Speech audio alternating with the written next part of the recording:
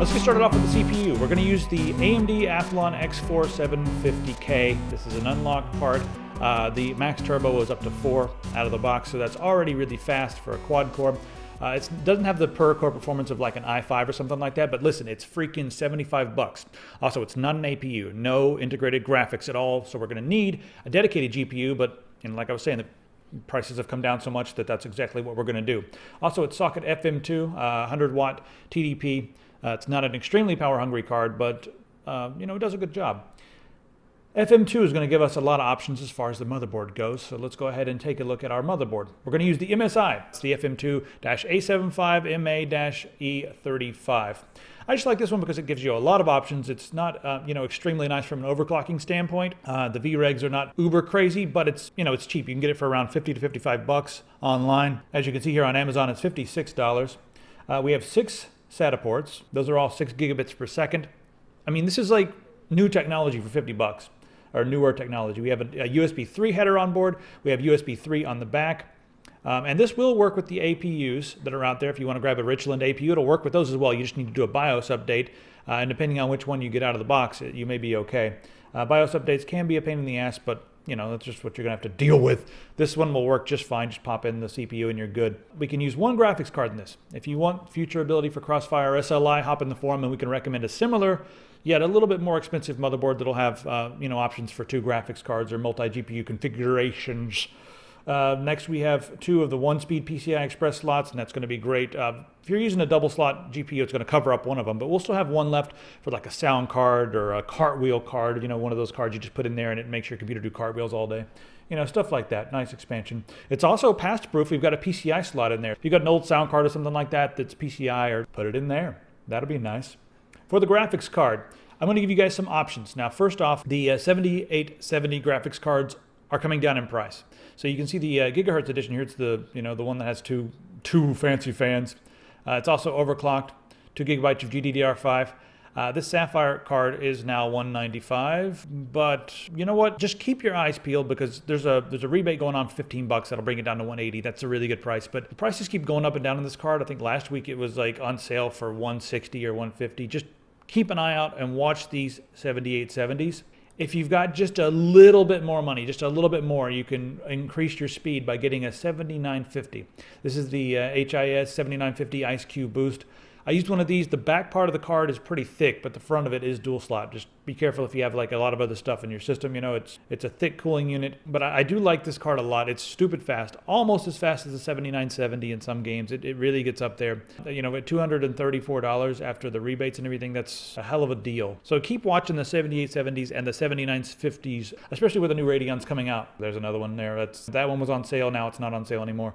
The stock cards can run a little hot, be a little loud, but they're still pretty damn fast. I much prefer the ones with the custom cooling solutions. For the RAM, let's grab Kingston. 8 gigabytes, 2 sticks, 4 gigabytes each stick, 1600 megahertz. You can get more than that if you want, but it really doesn't do much for gaming at this point. In the future, some games are going to need more system memory, but we're more worried about the the VRAM. If you're doing video editing or something like that, you're obviously going to want more than 8, but for gaming and general use, 8 is just fine. Let's talk about hard drives. Now, there's a couple different ways we can go here. We can get a mechanical hard drive, like this Western Digital 1 terabyte hard drive. It's on sale for $64.95. Just freaking grab one of those. It's a good price, and also it's a decent drive. It's got 64 megabytes of cache built into it, so you can't go wrong with this drive. Also, a lot of really good reviews. It's 4.5 stars for 547 customer reviews, so I wouldn't think a drive with a too high a failure rate would do much worse than that. If you already have a mechanical drive, maybe you can cannibalize one from an old system, or you've got one laying around, or just whatever, rip open that old Hewlett-Packard or whatever the hell system you bought at big box stupid store, pull the hard drive out, then you can go grab an SSD. You can find 120 gigabyte SSDs on sale. I bought a Kingston, actually. Let me grab one. I bought this Kingston here. It's an SSD now, and it's slightly slower than their HyperX 3K, but it's still a really, really fast. We're talking like 450 megabytes per second read and write, somewhere in that range. This is the SSD Now 300. I grabbed this on sale for $69, and it's 120 gigabytes. This is going to help a lot. It's one of the biggest things as far as speed goes, just for general purpose computing. You'll notice a huge speed difference if you upgrade to one of these. If you're just building a gaming system, you'll be just fine with the storage. You want a lot of storage for gaming systems, but it's going to be a lot snappier if you get an SSD. So just stuff to think about.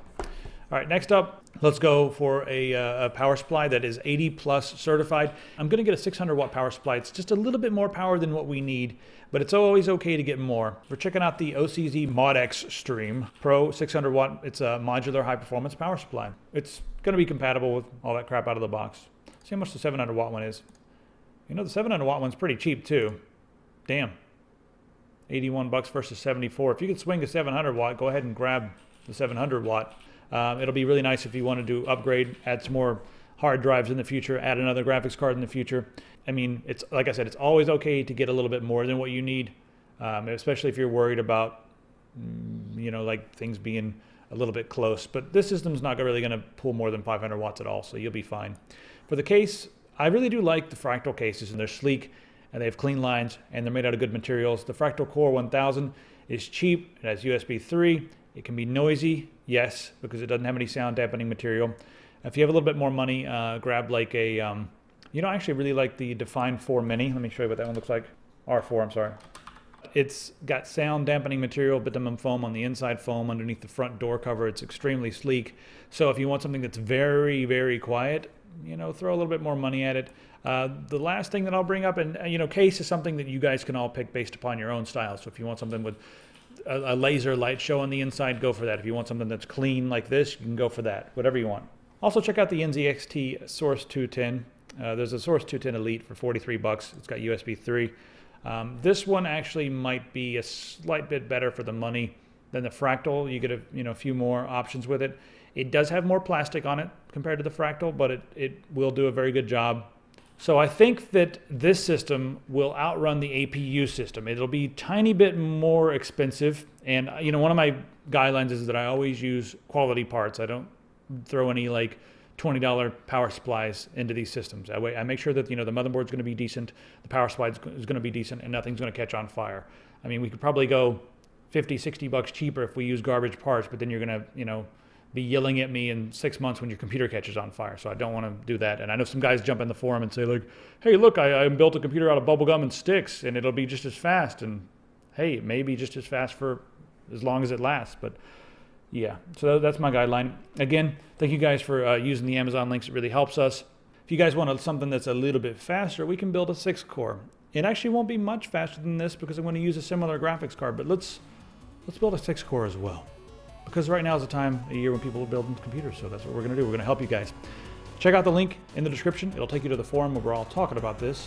You can ask questions and say, hey, I found this deal. Is this part any good or whatever? But by and large, the parts that I've recommended here will get you going, and they are all good quality parts. If you have any questions, put them in there as well. See you next time.